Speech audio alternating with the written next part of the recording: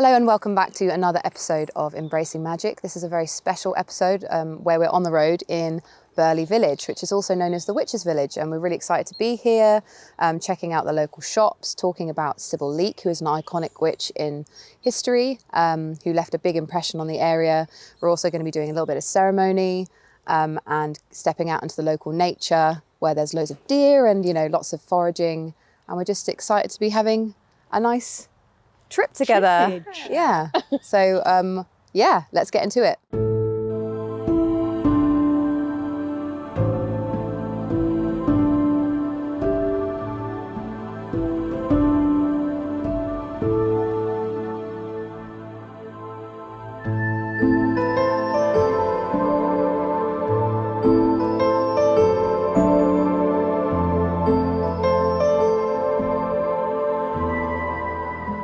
Well, here we are in Burley Village. We're so excited to be here. Burley Village is known as the Witches Village, and it's a beautiful village. As you can see, we have lots of witchcraft shops. We've got beautiful thatched cottages. That's really famous in Burley for their beautiful thatched cottages. Around there is a very famous witches shop. We'll get to that a bit later. But the energy and the mystical element of Burley Village really starts outside the village, in the New Forest, in the beautiful mystical woodlands.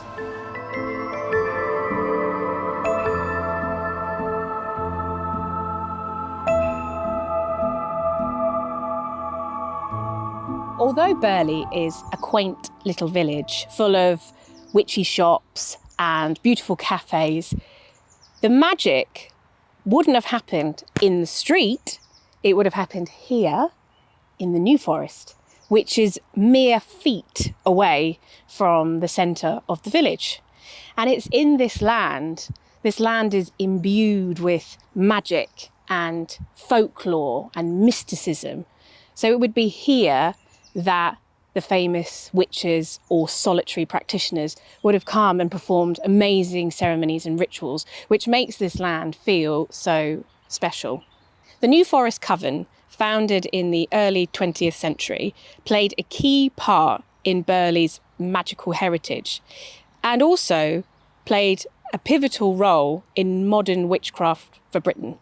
These ancient trees, these rolling hills, this landscape is full of history, folklore, myth, legend, and they say that spirits wander this land around the village, and there are fairies and all sorts of different folklore and magic.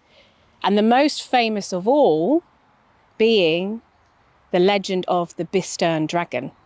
I think what's really special about being here in the New Forest is you realise that these witches would have performed incredible practices on such a varied scale, and there is a real energy here. It's really hard to explain, but there is like a magical energy, and I can completely see why this land influenced these witches. There is one influential witch who would have without doubt used these woods. She may even sat here, who knows, but without doubt she would have performed incredible magic and ceremonies in these woods, because her house is literally just over there.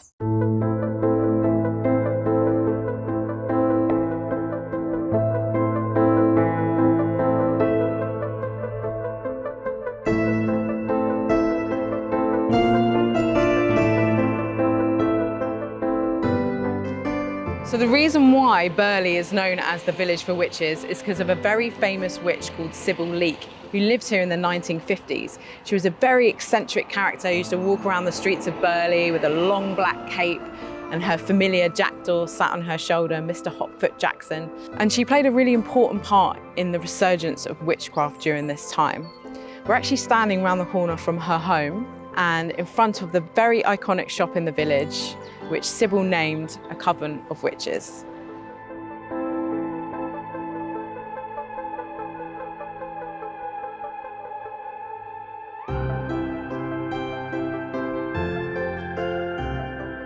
So just behind me is Sybil Leek's house. But we're standing in the woods where Sybil Leek would have practiced with her coven that she formed here in Burley. And she would have done many rituals and ceremonies here with her coven. She was also a member of another coven, a 700-year-old coven, where she was made a blood sister, the highest initiation, by exchanging her blood with the elders of the coven. So where we're standing is very close to Burley Village, literally just at the end of this path, and her house was very central. So in the 1950s, when she came out as a witch, she got a lot of attention in the media. And the BBC actually named her the most famous witch in Britain. So as you can imagine, she got a lot of attention from journalists, from people coming across the world for her healing remedies, or just simply to meet her.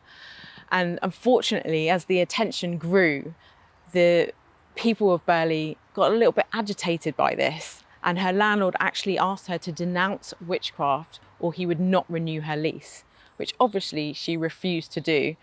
And she packed her bags and moved across to America.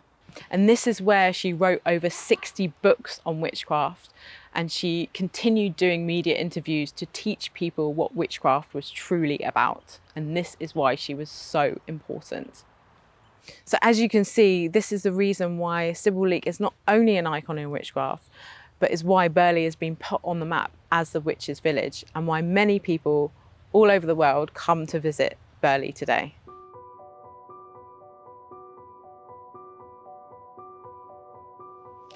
It's easy to see why Burley has such a reputation for magic. There's something in the air here, a pull that draws people back year after year to this little village nestled in the heart of the New Forest. It has a quiet kind of charm that's hard to put into words, but you can feel it as you wander through. Burley doesn't shy away from its witchy roots, it leans into them, fully and unapologetically. We spent the afternoon slowly making our way around the village, dipping in and out of the little shops. A lot of them reflect Burley's magical heritage, filled with crystals and bones and spellcraft tools and books on the local lore. Some things felt a little commercialized, but there were some beautiful finds too, especially the books that dug into deeper histories and older practices. You can almost imagine the kinds of gatherings that took place here, hidden amongst the trees. And even now, that thread hasn't been lost. There are still seasonal events and spiritual meetups and magical workshops that take place throughout the year. People come from far and wide to be a part of it. For us, the forest was the real highlight. There's something ancient here, quiet but alive. And of course, no visit would be complete without stepping into the Coven of Witches shop. It's a bit of an institution in Burley. So whether you're just curious or walking a magical path yourself, there's something in that space that feels like stepping through a doorway into something older, something remembered.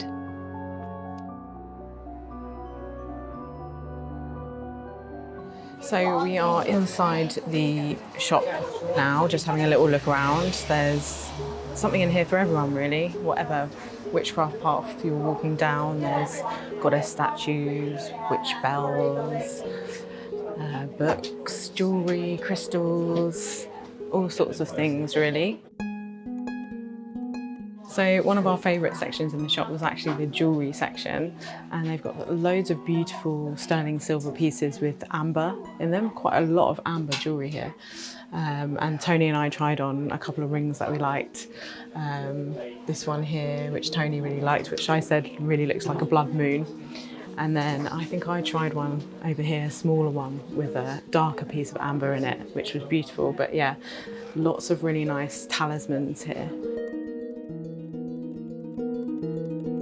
And obviously another favourite for all of us was the book section within the shop. And they actually have all of the Glennie Kindred books, which we all really love. They're beautiful, hand illustrated and handwritten, completely handwritten books. And they've got lots of different ones. So I think we all picked up a few of these on our journey. Also, there are these little books by lots of different authors, which we all have quite a few of those.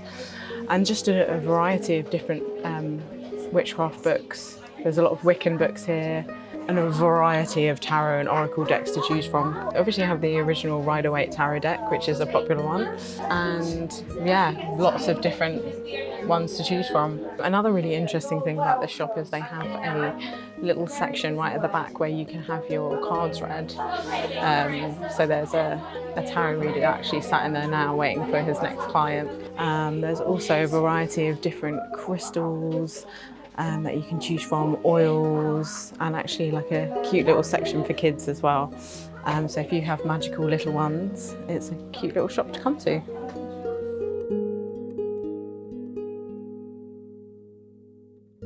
So as you can see, there are a lot of items to explore in here. But for me, even though this wasn't Sybil's shop, it feels like there is a connection to her just being in here. So I highly recommend popping in if you do have a chance to.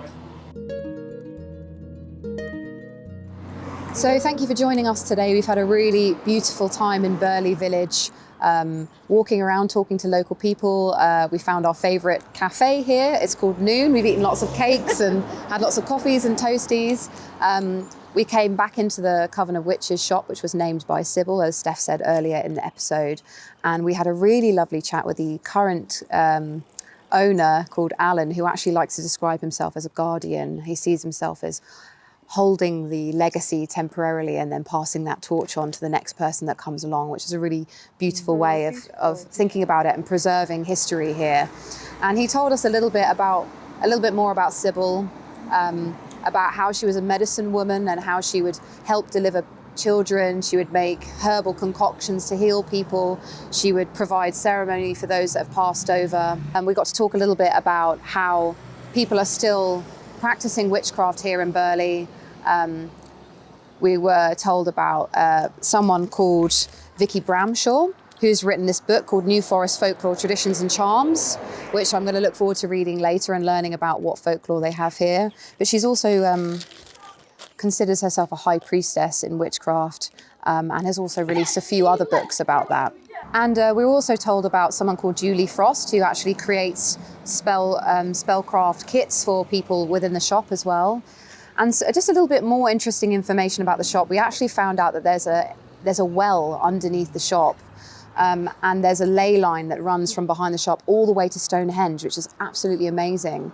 And Alan told us that when dogs come into the shops, they often lie on the area above the well, which makes a lot of sense, really, because animals are so perceptive to that type of energy. We've had an absolutely incredible day learning about Sybil Leek and about this area, and we just felt it might be right to go and do a bit of land honouring, do a bit of a ceremony to the land, thanking the ancestors that tended for the area so beautifully and have preserved so many of the witchcraft traditions that we're hearing about today. So thank you so much for joining us for this special episode on the road, and yeah, we hope you enjoy the ceremony.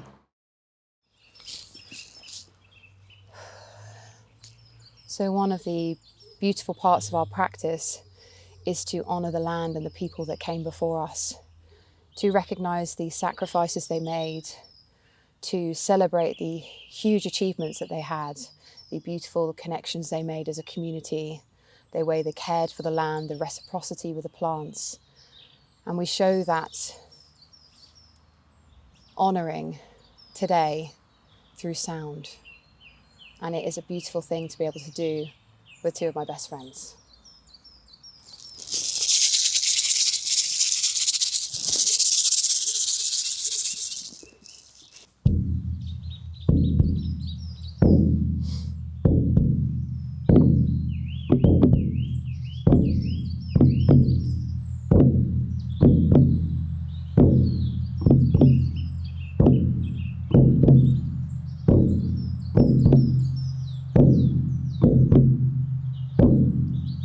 Into earth.